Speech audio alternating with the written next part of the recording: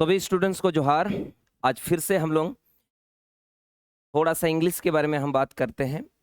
आज ये तीसरा वीडियो है, तीसरा सेशन में हम लोग देखेंगे। हम लोग पहला सेशन और दूसरा सेशन में हमने पढ़ लिया, थोड़ा सा इनका इंट्रोडक्शन पढ़ लिया कि कहाँ से स्टार्ट हुआ है इंग्लिश लैंग्वेज, कहाँ से स्टार्ट हुआ, किस तरह से इंग्लिश लैंग्वेज का फॉर्मेशन हुआ है। ठीक है, इस वीडियो में हम लोग देखेंगे क्या, इस वीडियो में हम लोग देखेंगे तीसरा वाला में हमने लास्ट वाला में पार्ट्स ऑफ स्पीच के बारे में डिस्कस किया था। जो 8 को पार्ट ऑफ स्पीच होता था उनके बारे में हमने डिस्कस किया कि कौन कौन से पार्ट है और कौन कौन से इसका अर्थ कौन कौन सा है इनका। आज हम लोग उसी में से एक पार्ट को लेके आएंगे, उनके बारे में डिस्कस करेंगे, क्योंकि हम लोग जब क्वेश्चन सीरीज लेके आएंगे या फिर कोई ट्रांसलेशन सीरीज होंगे यानी कि स्पोकन का सीरीज होगा, तो ये जो अभी जो छोटे छोटे वीडियोस में आप देख पा रहे हैं, जो हम सीख रहे हैं कुछ वर्ड्स के बारे में, कुछ शब्दों का अर्थ के बारे में जो हम सीख रहे हैं, कहाँ से आया, किस पार्ट से आया, वो सब सीखने के बाद वहाँ जब जाएंगे और वहाँ जब हम डिस्कस करेंगे तो आप इजीली समझ पाइएगा कि क्या क्या चीज़ें होती है। ठीक है ना। तो आज हम लोग डिस्कस करेंगे नाउन के बारे में, नाउन के कौन कौन से पार्ट्स है और किस तरह से इनका जो शब्द है वो किस तरह से बटे हुए हैं, उनके बारे में हम लोग डिस्कस करेंगे। बहुत काम के हैं नाउन का जो चैप्टर है, बहुत काम के हैं, क्योंकि शुरुआत तो यहीं से है। पार्ट्स ऑफ स्पीच में पहला जो पार्ट है वो नाउन है। तो इससे पहले हम लोग जो सीखे थे उसमें हमने कहा था कि स्टार्टिंग एक्चुअल में साउंड से हुआ था। सबसे पहले साउंड से स्टार्ट हुआ था। साउंड के बाद उस साउंड का एक पर्टिकुलर नाम हमने दिया, या हमने क्या, हमारे पूर्वजों ने दिया। इंग्लिश का जो नॉलेज रखने वाले जो लोग हैं उन लोगों ने इस साउंड का एक पर्टिकुलर नाम दे दिया, जिसको हम लोग सिंबल या लेटर कहते हैं। और ये जो लेटर है टोटल 26 लेटर है, जिसको हम लोग अल्फ़ाबेट के नाम से जानते हैं। ये जो 26 लेटर्स है उनको हम अल्फ़ाबेट के नाम से जानते हैं, जिसको हम दो पार्ट में बांटते हैं। एक है वोवेल और दूसरा है कॉन्सोनेंट। एक है स्वर वर्ण और दूसरा है व्यंजन वर्ण। ठीक है ना। तो ये दो भाग में बांट दिया, और इसी लेटर से, इसी अल्फ़ाबेट से हम शब्दों का निर्माण करते हैं। मतलब एक से अधिक लेटर का इस्तेमाल करके एक पर्टिकुलर पैटर्न पे हम उनको सजाते हैं और शब्द का निर्माण करते हैं। और जब शब्द का निर्माण होगी तो पार्ट्स ऑफ स्पीच का निर्माण होना शुरू हो गया। ये जो पार्ट्स ऑफ स्पीच का निर्माण हो गया, इसमें शब्दों के जाल है और कुछ नहीं है, शब्दों से रिलेटेड बातें हैं। अब यहीं से, इसी शब्दों से क्लॉज बनेंगे, यानी कि एक इनकम्प्लीट सेंटेंस बोल सकते हैं, जहाँ पे एक से दो शब्द से जुड़ा हुआ कुछ सेंटेंस होते हैं, जिसको हम लोग क्लॉज कहते हैं। और अगर कंप्लीट सेंस देता है जो सेंटेंस, उसको हम लोग, हाँ, उसको हम लोग सेंटेंस बोलते हैं। जो कंप्लीट सेंस देता है यानी कि कंप्लीट मीनिंग देता है। उसके बाद क्या है, उसके बाद सेंटेंस के बाद से स्ट्रक्चर बनते हैं, और इस स्ट्रक्चर के बाद से हम लोग का कहानी शुरू होता है। यानी कि इस स्ट्रक्चर में सब्जेक्ट होगा, टेंसेस से जुड़ा हुआ बातें होगी, वॉइस चेंज से जुड़ा हुआ बातें होगी, और नारेशन चेंज से जुड़ा हुआ बातें होगी। यानी कि हमें यहाँ आना है जिसमें सब्जेक्ट होगी, वर्ब होगी और ऑब्जेक्ट होगी। इनके बारे में हम लोग स्ट्रक्चर्स में पढ़ने वाले हैं। लेकिन चूंकि मैंने कहा कि इससे पहले वाले जो वीडियो है उसमें पार्ट्स ऑफ स्पीच के बारे में हमने सीखा, तो पार्ट्स ऑफ स्पीच में जो पहला पार्ट था नाउन, उनके बारे में आज हम लोग थोड़ा सा डिटेल्स में बात कर लेते हैं। डिटेल्स में बात करने का मतलब कंप्लीट कोई रूल्स हम नहीं पढ़ने वाले, क्योंकि उनसे जुड़ा हुआ बहुत रूल्स है, वो बाद में पढ़ेंगे जब सेंटेंस फॉर्मेशन आता है। हमें जब सेंटेंस का फॉर्मेट कैसे होंगे वो जब हम सीख लेंगे, कौन कौन से हेल्पिंग वर्ब का इस्तेमाल होगा, कहाँ पे कौन सा सब्जेक्ट का इस्तेमाल होगा, कहाँ पे कोई प्रोनाउन का इस्तेमाल होगा, ये सब जब हम स्टडी करेंगे उसके बाद ही हम कहाँ जाएंगे, रूल्स के बारे में जाएंगे कि कौन सा नाउन में कौन कौन से रूल्स का इस्तेमाल होता है, एग्जाम में कहाँ कहाँ से सवाल पूछे जाते हैं। ठीक है। तो ये प्रोनाउन है, प्रोनाउन के बारे में बात करेंगे, तो आज प्रोनाउन से रिलेटेड ही बात करते हैं। जैसे ये पहला वाला में क्या लिखा है, व्हाट इज अ प्रोनाउन। तो इंग्लिश में क्या लिखा है, a pronoun is a word that refers to और a represent a person, place, thing और an idea. It is a fundamental part of language and is used to identify and communicate about object, concept and individual in the world around us. यानी कि noun जो है हम लोग बचपन में ऐसा पढ़े थे कि name of anything is called noun, मतलब किसी भी व्यक्ति, वस्तु, स्थान का जो नाम होता है, पर्टिकुलर जो नाम होता है, उस नाम को ही हम लोग नाउन कहते हैं। मतलब आपके आसपास में जितने भी चीज दिख रहा है वो सारे नाउने होता है। कुछ भी आपके पास है, कुछ भी आपके घर में है, कुछ भी आपके गांव में है, कुछ भी आपके शहर में है, कुछ भी आपको दिखाई दे रहा है वो सारे नाउन है।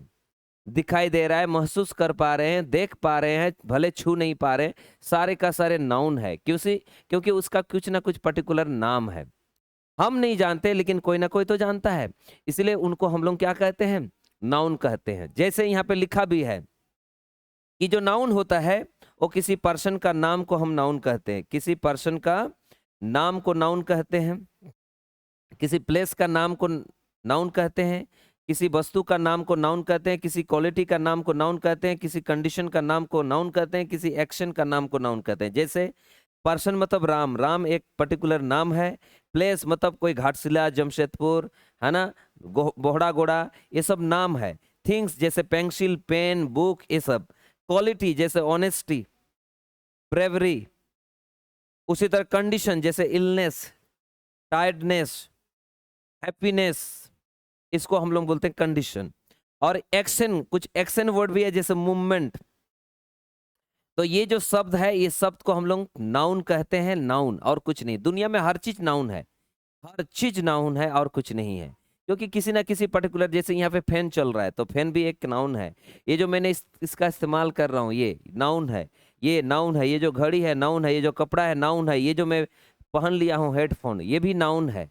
इधर अगर कोई माला पहनता है नाउन है, मान लीजिए अंगूठी पहनता है नाउन है ना। आपके पास कुछ भी है, each and everything is called noun. ठीक है ना। हर एक चीज को नाउन कहते हैं, इस दुनिया में हर एक चीज को नाउन कहते हैं। नाम ही नाउन है और कुछ नहीं। तो हम जो आज सीखने वाले हैं, कुछ एग्जाम्पल आपको यहाँ पे मिलेंगे उसके बारे में, उसी से रिलेटेड, नाउन से रिलेटेड एग्जाम्पल देख लीजिए। सेंटेंस के साथ एग्जाम्पल है।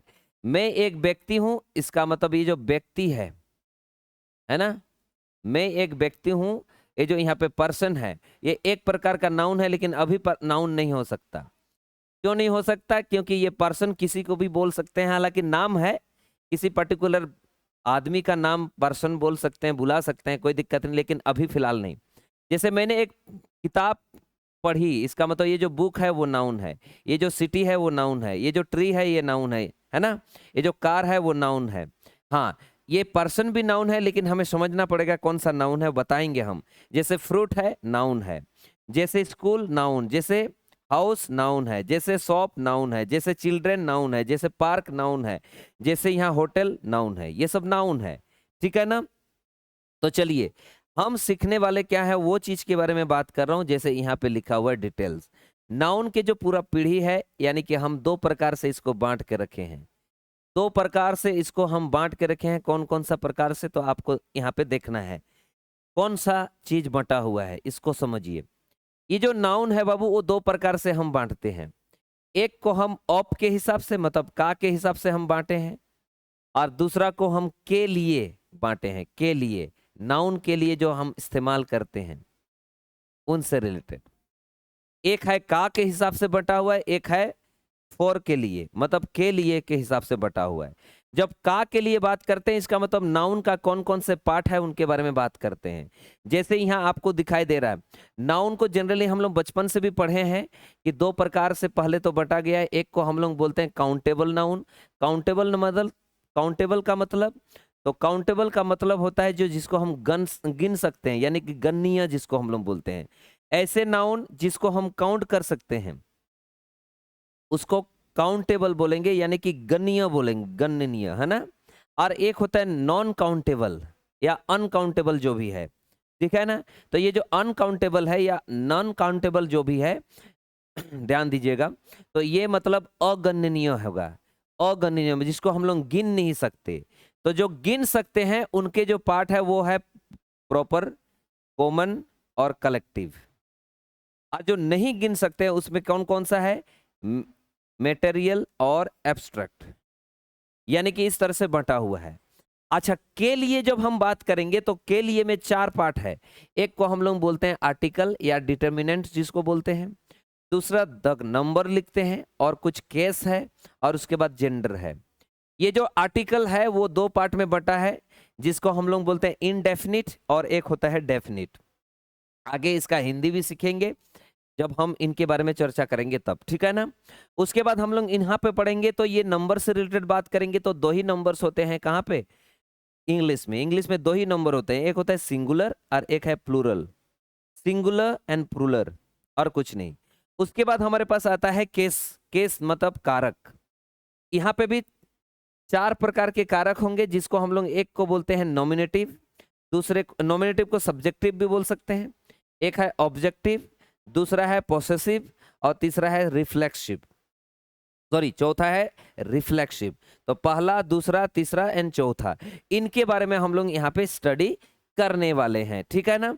तो आज इसको नहीं स्टडी करेंगे, हम लोग इनके बारे में चर्चा पहले करेंगे, उसके बाद इधर चले आएंगे।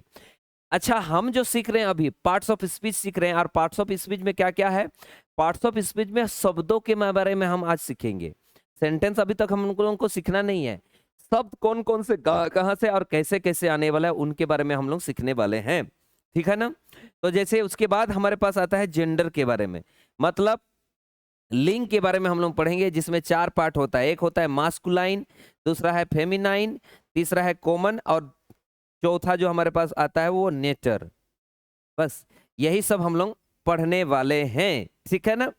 यानी कि इसमें से आज जो हम पढ़ने वाले हैं वो ऑप के हिसाब से पढ़ने वाले हैं, फॉर के हिसाब से नहीं, ऑप के हिसाब से। तो चलिए शुरू करते हैं ऑप के हिसाब से। पहला चीजें, और ऑप के हिसाब से जब हम पढ़ते हैं तो उसमें हिंदी के साथ जुड़ा हुआ आपको दिखाई देंगे यहाँ पे, ठीक है। लिखा क्या है ऑप से, ऑप के हिसाब से किस तरह से पढ़ा है। एक को काउंटेबल बोलते हैं, एक को हम काउंटेबल बोलते हैं, और दूसरा होता है अगणनीय, जिसको नॉन काउंटेबल बोलते हैं। जो प्रॉपर नाउन होता है, यहाँ पे प्रॉपर नाउन एक ठो आया जहाँ पे काउंटेबल है, तो प्रॉपर नाउन जो होता है उसको हिंदी में बोलते हैं व्यक्तिवाचक संज्ञा, प्रॉपर नाउन जिसको बोलते हैं। उसके बाद कॉमन नाउन आता है, जिसको हम लोग बोलते हैं जातिवाचक संज्ञा। उसके बाद आता है कलेक्टिव नाउन, जिसको हम लोग बोलते हैं समूहवाचक संज्ञा। उसके बाद आता है मेटेरियल नाउन, जिसको हम लोग बोलते हैं द्रव्यवाचक संज्ञा। और बचता है अब्स्ट्रैक्ट नाउन, जिसको हम लोग बोलते हैं भाववाचक संज्ञा, ठीक है। आपने हिंदी समझ लिया, वेरी गुड। इसी तरह से हिंदी भी साथ में हम जोड़ के लेके आएंगे, ताकि आपको सुविधा हो लिखने में भी, समझने भी, और नोट्स बनाने में आपको सुविधा हो। तो सबसे पहले हम लोग सीखेंगे काउंटेबल का मतलब ऐसे नाउन जिसको हम काउंट कर सकते हैं, 1 2 3 4 5 6, फर्स्ट सेकेंड थर्ड फोर्थ, इस टाइप के हम क्या कर सकते हैं, काउंट कर सकते हैं, है ना। तो जो हम काउंट कर सकते हैं उनको हम लोग ये तीन पार्ट में इसको हम लोग बांट दिए हैं। तो इस तीन पार्ट को पहले सीखेंगे, उसके बाद इनके बारे में सीखेंगे। तो चलिए आगे बढ़ते हैं, जिसके बारे में हम लोग बात करेंगे प्रॉपर नाउन के बारे में। प्रॉपर नाउन क्या होता है, एक बार इनके बारे में देख लेते हैं। What is a proper noun, है ना। प्रॉपर नाउन क्या है इसके बारे में बात करेंगे। अच्छा, proper noun is a specific name for a particular person, place और थिंग। मतलब व्यक्तिवाचक संज्ञा किसी विशेष व्यक्ति, स्थान, वस्तु के लिए ही क्या किया जाता है, इस्तेमाल किया जाता है, या इसका ही नाम को कहा जाता है। ये जो प्रॉपर नाउन होता है are always capitalize in English, no matter where they fall in a sentence. मतलब ये जो प्रॉपर नाउन होता है, इसका जो पहला लेटर होता है, यानी कि कोई भी प्रॉपर नाउन आपने लिखा, जैसे मैंने लिखा राम, तो ये जो नाम राम मैंने लिखा, तो राम का जो पहला लेटर है ये हमेशा कैपिटल लेटर में होना चाहिए, चाहे सेंटेंस के अंत में हो, बीच में हो, पहला में हो, कोई फर्क नहीं पड़ता है कहाँ पे रखा हुआ है, कहाँ पे यूज किया हुआ है, बस सेंटेंस में रहना चाहिए कहीं ना कहीं, वो हमेशा कैपिटल लेटर में दिखना चाहिए, यही कहना चाहता है। अच्छा, क्या कहना चाहता है इनके बारे में, ये सब हिंदी में और भी लिखा हुआ है। बोला है उचित संज्ञाएं हमेशा अंग्रेजी या उचित या फिर प्रॉपर जिसको बोलते हैं, अंग्रेजी में बड़े अक्षरों में लिखी जाती है, चाहे वे वाक्य पे कहीं में भी हो, क्योंकि वे संज्ञाओं को एक विशिष्ट नाम प्रदान करती है, इसलिए उन्हें कभी कभी उचित नाम भी कहा जाता है। अच्छा, इसका अर्थ क्या होता है जानते हो, वंस वन, मतलब अपना ही नाम, खुद का नाम। प्रॉपर नाउन का मतलब खास नाम, जैसे आपके घर में भी आपके घर के सारे सदस्यों का कुछ खास नाम होगा, रमेश होगा, विमल होगा, है ना, रमेश होगा, विमल होगा, सुरेश होगा, विनेश होगा, इस तरह का बहुत सारे नाम होंगे। तो ये जो नाम है वो खास नाम है, इसलिए जब भी किसी का भी नाम आप लिखते हो तो किसी का भी नाम लिखने से पहले ध्यान ध्यान रखिएगा उसका जो पहला लेटर होगा, पहला अक्षर होगा वो कैपिटल में होना चाहिए। और साथ ही साथ एक चीज हमेशा याद रखना कि ये जो प्रॉपर नाउन होता है उसके पहले कोई भी आर्टिकल का इस्तेमाल नहीं होता, ना तो ए का इस्तेमाल होता है, ना ए एन का इस्तेमाल होता है, और ना दी का इस्तेमाल होता है, नहीं होता है किसी भी चीज का इस्तेमाल। बस नाम है, नाम है, उसके आगे का कोई सीन नहीं है ना, क्योंकि ये अपने आप में पूरा खास है, इसलिए हम इसके आगे में कभी भी कोई आर्टिकल का इस्तेमाल नहीं करते, याद रखिएगा, कभी भी इस्तेमाल नहीं करते। ठीक है, आपने डेफिनेशन समझ लिया। अब इनसे जुड़ा हुआ कुछ एग्जाम्पल आपको दिखाता हूं। एग्जाम्पल में क्या है देखिए, एग्जाम्पल में पहले बार ऐसा लिखा हुआ है जैसे व्यक्तियों के खास नाम आपने देखा होगा, Ram, Shyam, Sita, Gita, John, Jessup, Mary, Lily, Rahim, Karim, Rehana, Sultan, Tilka, Tilka Manjhi आपने देखा होगा, तिलका मांझी, सिद्धू मुर्मू, कन्हू मुर्मू, चांद, भैरव, फूलो, झानो, ये सब क्या है, खास नाम है। हालांकि आपका भी खास नाम है, ऐसा नहीं है कि आपका नाम खास नहीं है, बिल्कुल आपका भी खास नाम है। मतलब किसी यूनिक नाम देना को ही खास नाम कहते हैं, है ना। तो इसको हम लोग बोलते हैं, कोई भी नाम हो, किसी भी व्यक्ति का नाम, किसी भी वस्तु का नाम, कोई पर्टिकुलर नाम अगर होता है तो हम उसको खास नाम कहते हैं। अच्छा, स्थानों के खास नाम के आगे में भी हम लोग सॉरी, स्थानों के खास नाम भी जब हम लिखते हैं तो याद रखना वो भी प्रॉपर नाउन ही होता है, और उसमें भी पहला लेटर जो होगा वो बड़ा होना चाहिए। जैसे घाटशिला, चांडिल, पटना, जमशेदपुर, रांची, दिल्ली, कोलकाता, इस तरह की चीजें, अफ्रीका, एशिया, इस सब में कैपिटल लेटर में पहला अक्षर को लिखा जाता है। उसके बाद आता है जानवरों के खास नाम। जानवरों के खास नाम जैसे चेतक आपने सुना होगा, लूसी, पुशी, टॉम, मोती, इस तरह के खास नाम होता है, किसी जानवर का एक पर्टिकुलर नाम दे दिया जाता है। जैसे आपके घर में कोई मान लीजिए कोई कुत्ता होता है तो उस कुत्ता का कुछ खास नाम आप भी रखते हो, कुत्ता नहीं बुलाते हो, टॉमी बुलाते हो, भीष्मा बुलाते हो, है ना, इस तरह के नाम से बुलाते हो तो उसका खास नाम हो जाता है। आगे चलते हैं, उसके बाद कुछ पुस्तकों का नाम, है ना, कुछ खास नाम पुस्तकों का आपको बता दे रहा है, यहाँ पे कुछ खास नाम के बारे में बातें हो रहा है, या ग्रंथ वगैरह होगा, जैसे रामायण, जैसे भगवत गीता, जैसे कुरान, जैसे बाइबल, जैसे ब्लू अम्ब्रेला, इस तरह के जो नाम है वो किसी ग्रंथ या पुस्तक का नाम है, और उसके जो पहला लेटर होगा वो कैपिटल होना चाहिए। ठीक है, आगे चलते हैं, लेकिन यहाँ बताऊंगा, यहाँ द का प्रयोग क्यों हुआ इसके बारे में बताऊंगा। ठीक है, डोंट वरी, उनके पीछे भी कुछ रीजन है। उसके बाद आता है हमारे पास भाषाओं के खास नाम, जैसे संथाली, संस्कृत, हिंदी, उर्दू, बंगाली, इंग्लिश, फ्रेंच। उसके बाद पत्र पत्रिकाओं का कुछ खास नाम होगा, या समाचार पत्रों का कुछ नाम होगा, जैसे इंडिया टुडे, टेलीग्राफ, है ना, the times of India, the Hindustan times, Bhaskar, ये सब होगा, प्रभात खबर, ये सब होगा। कुछ पर्व त्योहार के नाम होंगे, जैसे सोहराय, बाहा, होली, दीपावली, ईद, क्रिसमस और बैसाखी, इस तरह के कुछ खास नाम होगा। ओके, पर्व त्योहार का खास नाम होगा, जैसे इंडिपेंडेंस डे, रिपब्लिक डे, ये सब हम खास नाम में लेके आते हैं। उसके बाद कुछ खास दिन भी होंगे, जैसे आपको मैं बोल दिया खास नाम। अच्छा, दिन दिन का नाम भी खास है बाबू, जैसे संडे अलग से खास है, मंडे, ट्यूसडे, वेडनेसडे। कुछ महीना का नाम भी जनवरी, फरवरी, मार्च, अप्रैल, इस तरह से। इनके पहला लेटर हमेशा कैपिटल होना चाहिए, याद रखिएगा। कुछ स्मारक के बारे में भी है, कुछ भवनों के नाम के बारे में भी है, जैसे रेड फोर्ट, ताजमहल, जंतर मंतर, गोलघर, इस तरह से हैं। कुछ नदियां, झील, महासागर, इनके बारे में भी कुछ शब्द लिखा है, जैसे गंगा, यमुना, चिल्का, इंडियन ओशन, है ना, सुवर्णखा नदी,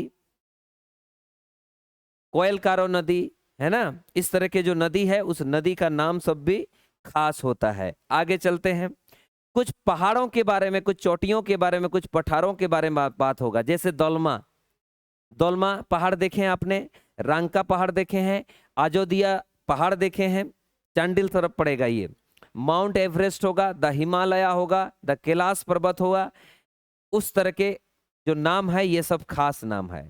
कुछ अब आकाशीय पिंडों के बारे में, दिशाओं के बारे में भी है, जैसे अर्थ हुआ, सन हुआ, मून हुआ, ईस्ट हुआ, वेस्ट हुआ, ठीक है ना। हाँ, इनके बारे में। अच्छा, इसके पीछे लॉजिक एक आगे आपको बताऊंगा कि द का इस्तेमाल यहाँ क्यों इस्तेमाल हुआ, इसके कारण भी आपको समझाऊंगा, डोंट वरी, है ना। आगे चलते हैं। अब हम चलते हैं इनके बारे में, इनके बारे में हम बात करते हैं दोस्त, इनके बारे में बात करते हैं। कुछ एग्जाम्पल है सेंटेंसेस में, और आपको बताना है इसमें सेंटेंस में कौन कौन सा आपका क्या है, नाउन है, वो भी प्रॉपर नाउन कौन कौन सा। जैसे यहाँ लिखा है, स्टेन ने अपने बेटे को किताब पढ़कर सुनाई। स्टेन ने अपने बेटे को किताब पढ़कर सुनाई, तो ये जो स्टेन है ये एक नाम है आदमी का, और एक खास नाम है, प्रॉपर नाउन है। इसीलिए यहाँ पे लिखा है, परिवार ने क्रिसमस के लिए अपना घर को सजाया। The family decorated their home for Christmas. ये देखो, ये किसी खास त्योहार का नाम है। The Red Fort is in Delhi. ये जो दिल्ली है एक जगह का खास नाम है, खास नाम। In history class we learn about world war two. ये जो वर्ल्ड वॉर टू है एक खास युद्ध के बारे में बात हो रहा है। My favourite novel is the wings of fire. ये जो विंग्स ऑफ फायर है ये आपका क्या है, प्रॉपर नाउन है। 7 students travel to London during their spring break. यानी कि ये जो लंदन है ये एक खास जगह का नाम या देश का नाम है ना, या शहर का नाम है। तो इसीलिए हम लोग इसमें क्या करते हैं, कैपिटल लेटर से लिखते हैं, और इसको हम लोग प्रॉपर नाउन कहते हैं। आगे चलते हैं। अब हम चलते हैं नेक्स्ट पॉइंट की तरफ, और हम लोग पढ़ने वाले हैं कॉमन नाउन के बारे में। हमने प्रॉपर नाउन सीखा, कॉमन नाउन के कुछ डिटेल्स हम लोग सुनते हैं। A common noun is a name given commonly to every person, animal, place और things of the same class और काइंड। मतलब एक ही तरह के जो लोग होंगे, या एक ही तरह के जो वस्तुएं होंगे, या एक ही तरह के जो जानवर होंगे, उनको किसी एक पर्टिकुलर नाम से हम लोग नवाजते हैं, यानी कि रिप्रेजेंट करते हैं, बुलाते हैं, उनको हम लोग कॉमन नाउन कहते हैं। अच्छा, ये जो कॉमन नाउन होता है वो आपको मैं बताना चाहता हूँ, ये सबके लिए इस्तेमाल हो सकता है कॉमन रूप से। अच्छा, ये जो कॉमन नाउन होता है वो जनरली हमारे सोसाइटी द्वारा दी जाती है, या किसी संगठन द्वारा दी जाती है। सोसाइटी, संगठन, किसी समूह द्वारा इनको दिया जाता है। जैसे हमारा सोसाइटी हम लोग को दिया जाता है कैसे, जैसे लड़का, लड़की, औरत, पुरुष, है ना, पति, पत्नी, भाई, बहन, चाचा, भतीजा, ये जो शब्द है ये सब क्या है, कॉमन नाउन है। क्योंकि ये सब कॉमन नाउन का इस्तेमाल हम सबके साथ कर सकते हैं। जैसे जीजा हम किसी को भी बोल सकते हैं, है ना, इसको भी हम जीजा बोल सकते हैं, उसको भी जीजा बोल सकते हैं। जैसे लड़का मैं भी हूँ, आप में से बहुत कोई है लड़का, आप में से बहुत कोई है लड़की। तो ये जो लड़की शब्द है, ये जो नाउन है, ये आपका कॉमन नाउन है, क्योंकि लड़का कोई भी हो सकता है, वो भी, ये भी, ये भी। जैसे कोई शहर, जैसे कोई टेबल, चेयर, ये सब क्या है, कॉमन नाउन है। ये किसी एक खास के लिए इस्तेमाल नहीं हो सकता, बल्कि बहुत सारे लोगों के लिए कॉमन रूप से शेयर्ड होता है ना। यहाँ लिखा है, सवाल में यही लिखा है कि कॉमन नाउन जिस नाउन से किसी खास व्यक्ति, जानवर, स्थान, वस्तु का बोध ना होकर पूरी जाति का बोध होता है, या पूरा श्रेणी का बोध होता है, उसको हम कॉमन नाउन कहते हैं। और जनरली ये शेयर्ड होता है ऑल द सेम ग्रुप के लोगों के लिए, ठीक है, इसीलिए हम इसको कॉमन नाउन कहते हैं। जैसे कुछ एग्जांपल्स आपको दे रहा हूं, जैसे ये है आपका एग्जांपल। तो पहला एग्जांपल में क्या लिखा है एक बार देख लो। बोला है कि व्यक्तियों के सामान्य नाम जैसे boy, girl, man, women, teacher, student, doctor, patient, thief, police. तो गर्ल है ना, बॉय, गर्ल, ये सब कॉमन रूप से हम इस्तेमाल कर सकते हैं सबके लिए। जैसे टीचर कॉमन रूप से हम इस्तेमाल कर सकते हैं हम किसी के लिए भी। उसी तरह जैसे कुछ रिलेटिव्स के लिए, जैसे mother, father, brother, sister, uncle, aunt, nephew, niece, इनके बारे में हम लोग बातें करते हैं, तो ये अक्सर कॉमन नाउन में आता है। उसके बाद पशु, पक्षी, कीट के नाम के बारे में भी, जैसे cow, cat, rat, and, crow, snake, ये सब के बारे में। कुछ जगह भी है जो सामान्य नाम रखता है, जैसे विलेज, विलेज, आपका गांव भी विलेज है, हमारा गांव भी विलेज है, उसके गांव भी विलेज है, इसलिए कॉमन रूप से यूज हो रहा है। इसलिए कोई विलेज हुआ, टाउन हुआ, सिटी हुआ, कंट्री हुआ, रेलवे स्टेशन हुआ, जंक्शन हुआ, एयरपोर्ट हुआ, बस स्टैंड हुआ, क्लिनिक हुआ, पार्क हुआ, गार्डन हुआ, रिवर हुआ, बैंक हुआ, बीच हुआ, जंगल हुआ, है ना। तो ये सारे का सारे स्थान का नाम है, लेकिन कॉमन रूप से इस्तेमाल होता है, सामान्य सा ये नाम है। कुछ फल सब्जी के बारे में भी है, जैसे आम, जैसे मैंगो, है ना। आम को जिसको हम लोग बोलते हैं mango, orange, lotus, rose, tomato, potato, ये सब क्या है, कॉमन नाउन है, कॉमन नाउन। उसी तरह शारीरिक अंग है कुछ कुछ, जैसे head, foot, eye, ear, hand, kidney, leg, nose, है ना। ये सारे का सारे हमारा कॉमन नाउन है, सामान्य नाम है। कुछ वस्तुओं के बारे में भी है, pen, pencil, bench, desk, table, chair, bus, train, bike, shoe, बोतल, पेंसिल, मैंगो, ये सब चीजें जो है कॉमन नाउन है, सबके लिए इस्तेमाल होता है। उसके बाद इसको हम देखेंगे तो किसी सेंटेंस में अगर इसका यूज करके देखेंगे तो इस तरह से आपको दिखाई देंगे। जैसे यहाँ पे अगर मैं कहूँ कि इसमें क्या लिखा हुआ है, my car is a brand new, मेरा कार एकदम नई है। तो यहाँ पे अगर कोई बोलेगा कॉमन नाउन कौन सा है, तो मैं कहूँगा ये जो लिखा हुआ है ब्रांड, क्या लिखा हुआ है, ब्रांड भी है, और नहीं तो ये जो कार लिखा हुआ है कार, ये कार भी कॉमन नाउन है। ओके। अच्छा, यहाँ लिखा है I felt sick yesterday so I skipped school, यानी कि मैं कल बीमार महसूस कर रहा था इसलिए मैं स्कूल नहीं जा पाया या नहीं गया। यहाँ जो स्कूल वर्ड है, ये उनका भी स्कूल है, इनका भी स्कूल है, उनका स्कूल है, नाम अलग अलग हो सकता है पर्टिकुलर। जैसे वो जेसी स्कूल है, ये मारवाड़ी स्कूल है, वो आईसीसी स्कूल है ना। तो ये अलग अलग नाम हो सकता है, लेकिन वो जो नाम है वो यूनिक नेम है, वो प्रॉपर नाउन है, लेकिन ये जो स्कूल वर्ड है वो कॉमन नाउन है। अच्छा, I was shown images of you as a baby by your mother, तो ये जो इमेजेस है ये कॉमन नाउन है, ये जो मदर है ये कॉमन नाउन है। ठीक है। Give me the novel of Premchandra, यानी कि यहाँ पे जो नोवेल वर्ड है ये आपका क्या है, कॉमन नाउन है। हर किसी, है ना, हर किसी का जो नोवेल होता है उसको नोवेल ही बोलते हैं हम लोग।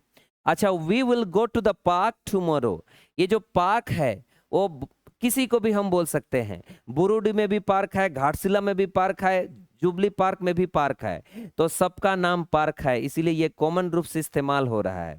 उसी तरह बहुत सारे यहाँ पे एग्जाम्पल, जैसे यहाँ पे कंप्यूटर लिखा हुआ है, ये भी कॉमन नाउन है। जैसे यहाँ पे टॉय लिखा है, कॉमन नाउन है। मदर तो जानते ही हो। यहाँ पे लिखा है वाटर ऑफ रिवर, रिवर जो है वो कॉमन नाउन है। तो इस प्रकार से कॉमन नाउन का हम इस्तेमाल कर सकते हैं। नेक्स्ट हम बात करेंगे आगे की तरफ, और हम बात करेंगे कलेक्टिव नाउन के बारे में। कलेक्टिव नाउन का मतलब समूहवाचक संज्ञा, है ना।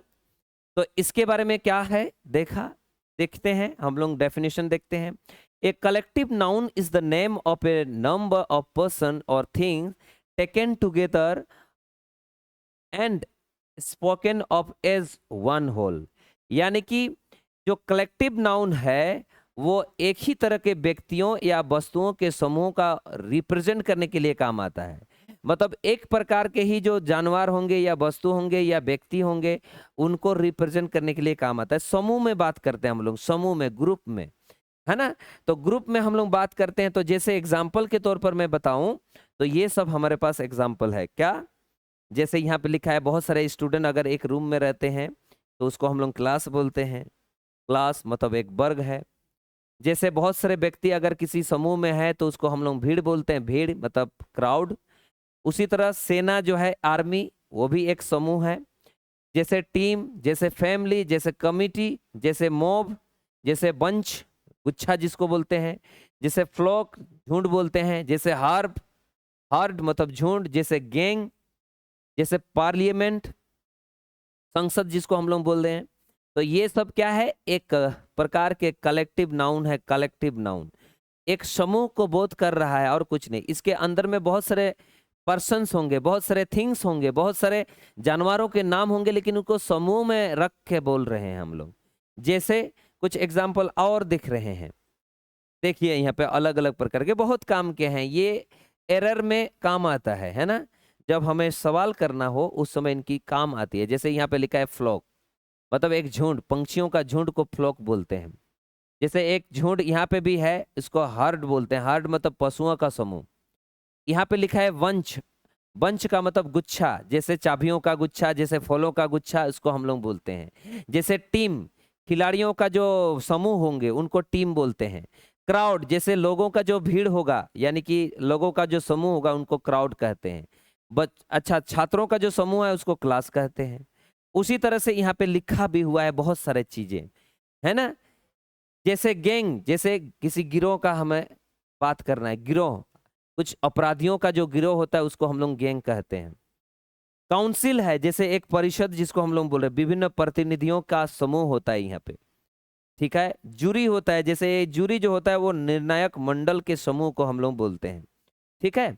तो ये सब क्या होता है, कलेक्टिव नाउन। और भी देखते हैं आगे, बहुत सारे हैं, बहुत सारे हैं, टेंशन नहीं लेना। जैसे यहाँ पे मैंने लिखा है सारे चीजें। कुछ लोगों का समूह देख लीजिए, जैसे संगीतकारों का जो समूह होगा उसको हम लोग बैंड कहते हैं, और बैंड ऑफ म्यूजिशियन। कलाकारों का जो दल होता है या समूह होता है उनको बोलते हैं troupe, troupe of artisan, artist जिसको बोलते हैं। राजाओं का जो वंश होता है या फिर समूह होता है, डायनेस्टी बोलते हैं इनको। जो डांसरों का जो समूह होता है, नाचने गाने वालों का जो, हाँ, नाचने का जो समूह होता है, नाचने वालों का, तो उसको बोलते हैं ग्रुप ऑफ डांसर। उसी तरह महिलाओं का जो एक समूह होता है उसको बेवी बोलते हैं। उसी तरह कर्मचारियों का जो एक स्टाफ होता है या समूह होता है, इसको स्टाफ्स कहते हैं, स्टाफ ऑफ एम्प्लॉयज। उसी तरह लोगों का भीड़ है, और पार्टी ऑफ फ्रेंड्स है। उसी तरह बोर्ड ऑफ डायरेक्टर्स हैं। उसी तरह रेजिमेंट ऑफ सोल्जर्स हैं। तो ये सब क्या है, कलेक्टिव नाउन है, कलेक्टिव नाउन। आगे देखते हैं, और भी देखिए बहुत सारे कलेक्टिव नाउन है, इनके बारे में आप देख सकते हो। मैं आपको थोड़ा सा दिखा देता हूं, आप इसको पॉज करोगे, वीडियो को थोड़ा सा रोकोगे, उसके बाद एक एक चीज को थोड़ा सा बढ़िया से पढ़ोगे, है ना। यहाँ पे नाविकों का दल, आदिवासियों का एक कबीला को क्या कहते हैं, ट्राइब।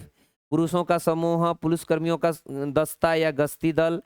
उसी तरह से चोरों का गिरोह को क्या कहते हैं, ठगों का एक समूह को क्या कहते हैं, अभिनेताओं का एक मंडली को क्या कहते हैं, है ना। इसका अलग अलग कुछ पार्टिकुलर नाम से हम लोग बोलते हैं, ठीक है। कुछ भी नहीं बोल सकते। जैसे यहाँ पे लिखा है दंगाइयों का भीड़, तो दंगाइयों का भीड़ तो क्राउड नहीं बोल सकते, क्राउड ऑफ, है ना, राइट्स ऐसे नहीं बोल सकते, बल्कि वहां पे मॉब ही बोलना पड़ेगा, क्योंकि इसका मंशा ही कुछ अलग होता है। जैसे खिलाड़ियों का जो समूह होता है इसको टीम बोल सकते हैं, खिलाड़ियों का दूसरा नाम से नहीं बोल सकते, है ना। दूसरा नाम से अगर बोलेंगे, कंपनी ऑफ प्लेयर्स बोलेंगे गलत हो जाएगा, मॉब ऑफ प्लेयर्स बोलेंगे गलत हो जाएगा। एक पार्टिकुलर समूह का नाम रखा गया है। आगे देखें, आगे भी इस तरह की चीजें हैं बहुत सारा। ये देखिए, राजाओं का पंक्ति या समूह जो भी है, गायकों का मंडली जो भी है, तो ये सब चीजें आपको लिखा हुआ है, आप थोड़ा गौर कीजिएगा इसमें। और देखिए, अभी कम नहीं होगा बाबा, बहुत होगा, देख लीजिए,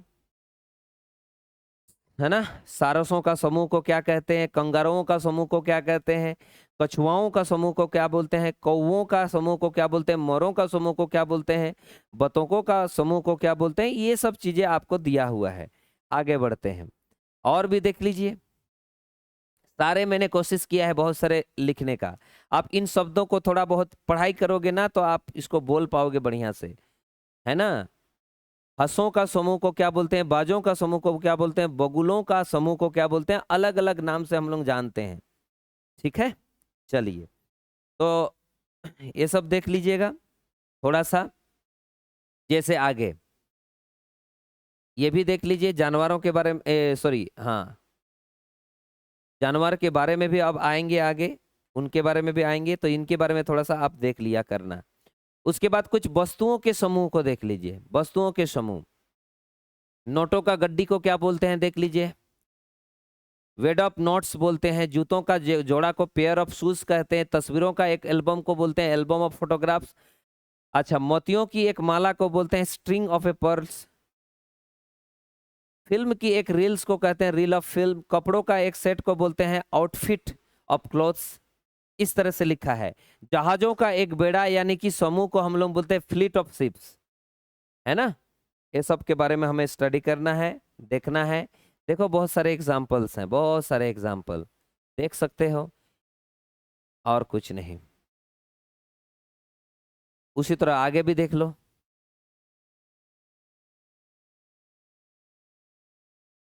थोड़ा इसको पॉज करोगे और देखोगे और बताओगे, ठीक है ना। ये सब पढ़ लेना, ये सब पढ़ लेना भाई, सबका मैंने व्यवस्था करके रखा है ताकि ये वर्ड्स आपके लिए काम के हो। हाँ, इसका इस्तेमाल अगर जीवन में करोगे तो आपको याद भी रहेगा, ठीक है। जैसे आगे, ताश की गड्डी को क्या कह रहे हैं देख लो, पेक ऑफ कार्ड्स होता है। धूल का एक बादल को क्या कहते हैं, तारों की एक आकाशगंगा को क्या कहते हैं, अनाज का एक गट्टर को क्या कहते हैं, झाड़ियों का एक झुंड को क्या कहते हैं। ये चीजें हैं। आगे चलते हैं, और इनके कुछ सेंटेंस के साथ इस्तेमाल भी किया हुआ दिखाई देंगे आपको। ये देखिए लीजिए, घोड़ों का एक समूह दौड़ में शामिल होने के लिए आ गया है। A flight of horses has arrived to join the race. पत्थरबाजों ने पुलिस पर पत्थर की बौछार लगा दी, है ना। तो ये सब देख लीजिएगा, थोड़ा सा देख लीजिएगा कहाँ कहाँ कौन सा शब्द का इस्तेमाल हुआ है, आपको यहाँ पे दिखाई देना। अचानक आई हवा ने पत्तों के ढेर को उड़ा दिया, है ना। और sudden wind swept a pile of leaves, ऐसे है। आगे चलते हैं। उसी तरह से दुश्मन की एक रेजिमेंट हमारे घात में फंस गई है। तो इसको भी सेंटेंस में देख पाओगे जरूर, इसका इस्तेमाल हमने किया है। जहाजों के चालक दल ने वेतन बढ़ाने की मांग की। The crew of ships demanded a raise in pay. मैं एक कंसर्ट में गया जहां संगीतकारों का एक बैंड प्रदर्शन कर रहा था। I went to a concert where a band of musician performed. ठीक है। एक डाकुओं के गैंग ने रात में कम से कम 10 गांव वालों को लूट लिया। A gang of takers robbed at least 10 villagers at night, ऐसे लिखा हुआ है। आगे चलेंगे, मैं बात करूंगा मेटेरियल नाउन का, ठीक है ना। मेटेरियल नाउन में क्या होता है, तो बोलेंगे सर ये द्रव्यवाचक नाउन होता है। द्रव्यवाचक का मतलब, द्रव्यवाचक का मतलब होता है इस चीज से हम किसी और चीज का निर्माण करते हैं, इसको बोलते हैं मेटेरियल नाउन। किसी एक पर्टिकुलर चीज का निर्माण करते हैं हम लोग इनसे, ठीक है ना। हो सकता है उसको पिघलाकर, हो सकता है उसका आकार बदलकर हम किसी दूसरा चीज का निर्माण करते हैं। जैसे लिखा भी हुआ है, देखिए यहाँ पे, the noun that gives the sense of a liquid और substance that which is measured और weighed but not counted, from which various things are made, is called a material noun. उस संज्ञा को पदार्थवाचक संज्ञा कहते हैं जो किसी द्रव्य या पदार्थ का बोध कराता है, जिसे मापा या तोला नहीं जा सकता लेकिन गिना भी नहीं जा सकता है। अच्छा, तोला जा सकता है लेकिन गिना नहीं जा सकता, और जिसका उपयोग विभिन्न वस्तुओं के निर्माण के लिए किया जाता है।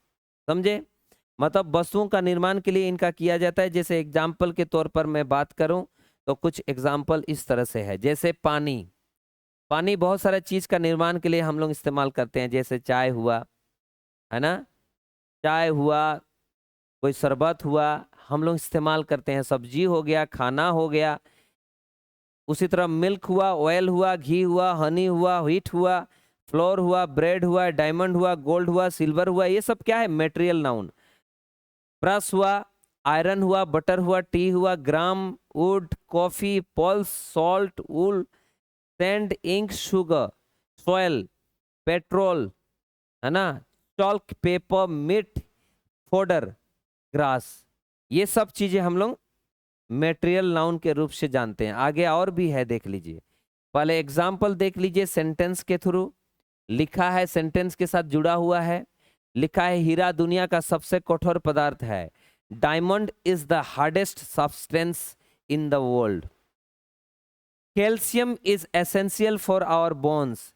कैल्शियम हमारे हड्डियों के लिए आवश्यक है। Cotton is the best material to use in summer. कपास गर्मियों में उपयोग के लिए सबसे अच्छा पदार्थ है। उसके बाद बोला BP patient should have a minimum intake of salt. BP के मरीजों को नमक का सेवन कम से कम करना चाहिए। Wood and cement are essential construction materials. लकड़ी और सीमेंट आवश्यक निर्माण सामग्री है। तो इस तरह से सेंटेंस में इनका इस्तेमाल होता है, ठीक है। और उसी तरह से सेंटेंस में इस्तेमाल हुआ ये चीज में देख लीजिए, milk contains lactic acid. It is one of the most consumed food in India. गेहूं भारत में सबसे अधिक खपत की जाने वाली खाद्य वस्तुओं में से एक है। उसी तरह बोला सवाल में क्या, इसमें देखिए, I love wearing silver rings. तो ये जो सिल्वर है ये हमारा क्या है, मेटेरियल नाउन है। उसी तरह टी हो गया, उसी तरह हनी हो गया, ये सब चीजें हैं हमारे पास। मैं उम्मीद करता हूं आप समझ रहे हो। जैसे आगे की तरफ चलते हैं, अच्छा ये सेम ही लिखा हुआ है। जैसे आगे की तरफ चलते हैं और हम लोग बात करते हैं ऑब्स्ट्रैक्ट नाउन का। क्या noun, obstruct noun. Obstruct noun में क्या होता है, इसको हम लोग बोलते हैं भाववाचक संज्ञा। भाव मतलब सिर्फ विचार, भावनाएं, है ना, गुण, अवस्था, यानी कि भाव जो प्रकट हमारे मन में आती है। लिखा क्या है देखें, an abstract noun is a type of noun that refers to intangible concepts, idea, quality and experiences that cannot be perceived with the five senses। मतलब ये जो भाववाचक नाउन है, ये जो ऑब्स्ट्रैक्ट नाउन है, इसको हम, ये जो 5 इंद्रियां हैं, कौन कौन सा, sight, sound, touch and taste and smell, ये सब हम नहीं कर सकते। मतलब हम उसको देख नहीं सकते, जैसे साउंड को हम सुन नहीं सकते, जैसे छू नहीं सकते, जैसे उसको टेस्ट नहीं कर सकते, टेस्ट और सूंघ नहीं सकते, है ना। ऐसे ऐसे शब्द या ऐसे वस्तु जिसको हम क्या नहीं कर सकते, देख नहीं सकते, जिसको हम देख नहीं सकते, है ना, देख नहीं सकते, उनसे रिलेटेड। जैसे कुछ साउंड है, साउंड, साउंड को हम देख नहीं सकते ऐसे कौन सा है बोल के, है ना। तो साउंड देख नहीं सकते, छू नहीं सकते, टेस्ट नहीं कर सकते, स्मेल नहीं कर सकते, उनको हम लोग क्या बोलते हैं, यहाँ पे लिखा भी है, विचारों, भावनाओं, गुणों या फिर अवस्थाओं को व्यक्त करती है, जिसे हम अपने 5 इंद्रियां जैसे देखना, सुनना, छूना, स्वाद, गंध से महसूस नहीं कर सकते। यह किसी ठोस वस्तु का नाम नहीं होता जिसे हम छू या देख सके, बल्कि यह किसी विचार या भावना या अनुभव होता है और कुछ नहीं होता। जैसे एग्जाम्पल के तौर पर बताऊं, जैसे ये है एग्जाम्पल, बहुत सारे एग्जाम्पल लिखा है, एक बार देख लीजिए उस एग्जाम्पल। जैसे एडवेंचर मतलब साहसिक कार्य, इसको हम छू नहीं सकते, देख नहीं सकते, कार्य तो कार्य है। अट्रैक्शन आकर्षक, आकर्षण, विजडम, है ना, इस तरह के जो शब्द है। जैसे selection, reliance, pollution, reduce, reduction, preference, production, prevention, organisation, pleasure, passage, है ना। उसी तरह reflection, certification, reference, tolerance, success, verification या वेरिफिकेशन, ट्रस्ट, ये सब जो शब्द है हिंदी के साथ लिखा हुआ है, आप इसको देख सकते हो। ये सब क्या है, ऑब्स्ट्रैक्ट नाउन है। एक चीज आपको यहाँ पे दिखाना चाहता हूँ, आगे हम इनके बारे में पढ़ेंगे जरूर जब हम शब्दों का निर्माण करेंगे।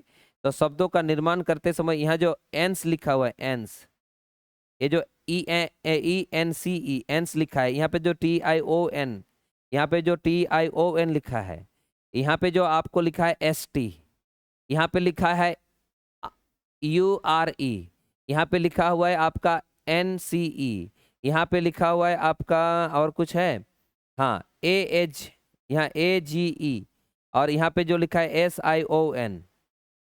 ये जो है आपने कभी सुना होगा इसके बारे में, एफिसिस के बारे में सुना होगा। मतलब एक तो होता है प्रीफिक्स और एक होता है सफिक्स। प्रीफिक्स, सफिक्स, प्रीफिक्स मतलब पहले इस्तेमाल होता है, सफिक्स मतलब बाद में, उपसर्ग जिसको हम लोग बोलते हैं, है ना। तो यहाँ पे भी ये जो शब्द है, ये जो है, ये वाला जो शब्द है छोटा सा, ये शब्द दिया गया है, इसीलिए ये वाला इवेंट, एडवेंट से एडवेंचर हो गया। तो एडवेंट कुछ एक अलग शब्द होता है, और चर लगा दिया तो कुछ अलग शब्द एक निर्माण हो गया एक ऑब्स्ट्रैक्ट नाउन का।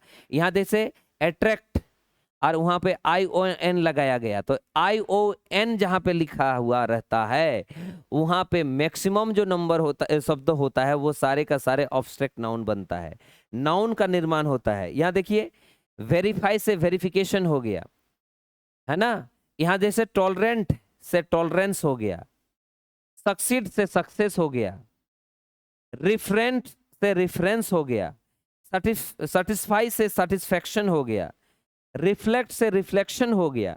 तो ये जो सफिक्स का इस्तेमाल हुआ है ना, तो ये सफिक्स का इस्तेमाल करके हम नाउन का निर्माण करते हैं। वर्ब से नाउन का निर्माण हो सकता है, एडजेक्टिव से नाउन का निर्माण हो सकता है। तो ऐसे हम लोग फॉर्मेट बना सकते हैं, मतलब शब्दों में थोड़ा बहुत जोड़ जाड़ के हम कुछ नया शब्द क्रिएट कर सकते हैं जो पार्ट्स ऑफ स्पीच में बनते हैं या दिखाई देते हैं। ठीक है, बहुत सारे ऐसे मिलेंगे। जब हम बात करेंगे आगे उस समय यहाँ पे जरूर बात करूंगा मैं। अभी रूल्स नहीं पढ़ रहे हैं, अभी रूल्स जब हम पढ़ेंगे तो इनके बारे में चर्चा जरूर होगा। जैसे यहाँ पे लिखा है परमिशन, परमिट से परमिशन हो गया, ऑपरेशन ऑपरेट से हो गया, है ना, इस तरह से है। नेचर, है ना, नेचर हो गया, नेग्लिजेंस हो गया, नेग्लिजेंसी नेग्लिजेंस ये सब हुआ, लापरवाही जिसको हम लोग बोल रहे हैं, ये सब आपका क्या है, नाउन है, जो कहीं ना कहीं या तो वर्ब से निर्माण हुआ है या फिर हो सकता है एडजेक्टिव से निर्माण हुआ है।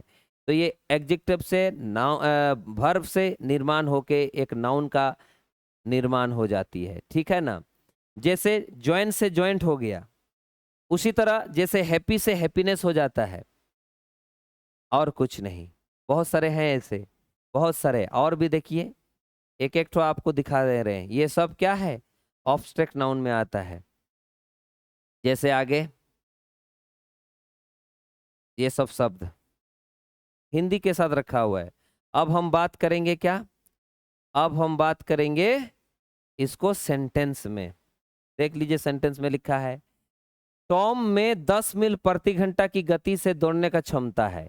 टॉम में गति दौड़ने का क्षमता है, क्षमता, ये जो एबिलिटी है ये आपका ऑब्स्ट्रैक्ट नाउन है। उसने चार्ल्स को आदर भाव से देखा, आदर भाव, तो यहाँ जो लिखा है ऑडरेशन या ऑडोरेशन, है ना, उसको हम लोग बोलते हैं क्या, आदर भाव। उसी तरह यहाँ लिखा है एडवांटेज, एडवांटेज क्या है, अवसर, वह अवसर का लाभ नहीं उठा सका। यहाँ एडवेंचर लिखा हुआ है, मेरे लिए ट्रैकिंग और यात्रा सबसे रोमांच होता है, इसका मतलब रोमांच होता है। अच्छा, एंगर मतलब गुस्से, बॉब ने गुस्से में ऊंची आवाज में कहा। और यहाँ लिखा है आर्गुमेंट, अधिकारी ने उसकी सभी दलीलें सुनी। The officer heard his all arguments. तो जो आर्गुमेंट्स वर्ड है वो आप देख नहीं सकते, सूंघ नहीं सकते, छू नहीं सकते, है ना, तो इसीलिए हम इसको क्या बोलते हैं, ऑब्स्ट्रैक्ट नाउन। तो यही सब हम पढ़ाई करते हैं। और कुछ एग्जाम्पल है, ये देखिए, इनके बारे में भी बात करेंगे। तो इसका भी एग्जाम्पल है, आप देख लीजिएगा, पढ़ लीजिएगा इनके बारे में। फिर बात करते हैं आगे की दुनिया में। और यहाँ क्या दिया हुआ है, ये भी सेंटेंस है उसी तरह से, इसको भी थोड़ा बहुत देख लीजिएगा। मैं उम्मीद करता हूँ नाउन के बारे में आप समझ गए, ठीक है ना, नाउन के पार्ट्स के बारे में समझ गए, उनके डिटेल्स मैंने लिखा है, इसको अगर आप स्टडी करोगे तो काम आ सकता है। हालांकि छोटे बच्चे के लिए ये काम के नहीं है, लेकिन आपके लिए तो काम के हैं, जो हमने सेंटेंस में इसको इस्तेमाल करके आपको बता दिया। ठीक है, हिंदी के साथ भी रखा हुआ है, टेंशन वाली बात नहीं है। आगे चलते हैं, कुछ सेंटेंस और है, देख लीजिए, इसको भी एक बार देख लीजिए।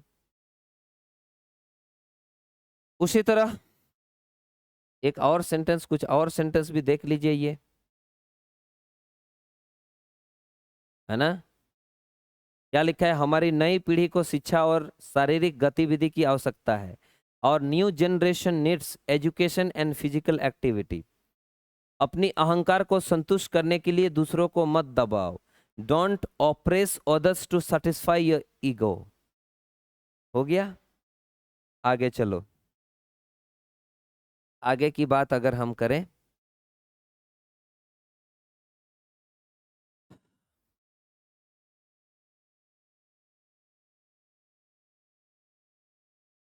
और कितना है एक बार देख लेते हैं। उम्मीद करता हूं आप समझ गए, ये सब देख लेना, ये सब एक एक ठो हमने इसीलिए टाइप करके आपके पास फेंका है। ठीक है ना। जैसे नेक्स्ट और भी है, बहुत सारे एग्जाम्पल यहाँ पे हमने सेंटेंस के आधार पर दिया। इस सेंटेंस को पढ़ोगे हिंदी के साथ काम आ सकता है। देख लीजिए, प्रकृति में समय बिताने से खुशी मिलते हैं। Spending time in nature bring happiness. आगे बढ़ो। माँ का प्रेम दुनिया में सबसे शुद्ध प्रेम है। Mother's love is the purest love in the world. आगे बढ़िए। बस यहीं तक था। मैं उम्मीद करता हूँ आपको मैं समझा पाया। ठीक है, सनम पठुआ को पे ठीक है नौकान सेंटेंस को जहाँ हिंदी को इंग्लिश को जहाँ के शब्द में ना ओना शब्द को पे कॉपी दाड़े कमी रे लगा अनुआ चेदा से जैसे नौकाना शब्द प्राइड। प्राइड माने अपने शिक्षा पूरी करने के बाद टॉम गर्व से भर गया। Tom was bursting with pride after completion या कंप्लीटिंग हिज एजुकेशन। बस यही था। सेटिस्फेक्शन, व्यापार में सफलता के लिए ग्राहक संतुष्ट महत्वपूर्ण है। कस्टमर सेटिस्फेक्शन इज की टू द सक्सेस या की टू सक्सेस इन बिजनेस। बस इस तरह से है। थकावट का एहसास उसके चेहरे पर छा रहा था। The feelings of tightness was creeping over his face. Okay, तो इस तरह के सेंटेंस है और इस सेंटेंस को हम आगे पढ़ेंगे किस पैटर्न पे इस प्रकार के सेंटेंस का इस्तेमाल हुआ है। ठीक है ना। ये अच्छे सेंटेंस होंगे, बड़े सेंटेंस होते हैं। इनको आपको प्रैक्टिस करने से ही हो जाएगा। प्रैक्टिस करिएगा, बोलने का प्रैक्टिस कीजिएगा तो बोलने भी सीखिएगा। और इसमें किस तरह से सेंटेंस में इस्तेमाल हुआ वो सब भी सीखिएगा अगर ग्रामर पढ़ेंगे तो। ठीक है ना। तो आज का वीडियो में इतना है, फिर हम लोग नेक्स्ट वीडियो में देखेंगे।